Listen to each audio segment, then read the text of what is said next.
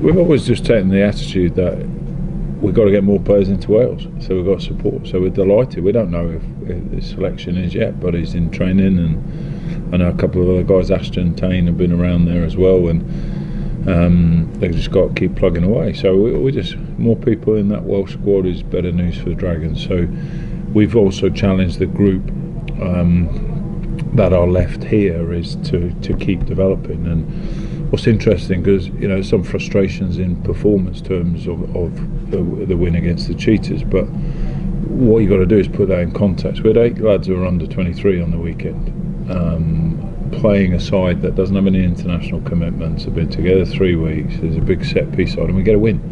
We haven't won without our internationals for nearly 5 years.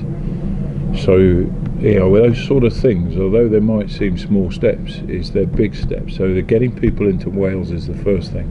The second thing is developing the young group that sits below it. And I thought the weekend, although it wasn't pretty, was still for Josh Reynolds to hold a full-on African scrum out from being able to penalise and get in our 22 is a huge step. For James Shipp to play 80 minutes, for Will Talbot to come back, those names are all under 23, and as I said, we ended up with over a third of our squad running basically an age group side in a Pro 14 competition and getting a win. So those two things are really pleasing. So let's hope the guys do get in the Welsh squad, and let's hope we keep making strides behind them. Well, it'll be Jacob and Arwell will be, with Josh Lewis out injured, that would be for them to take their opportunity and show this is where they are and the things they've improved at. At times when we first, that Barbars game originally was a really poor performance for us, and it was a game that we should have been more competitive against Zebra. So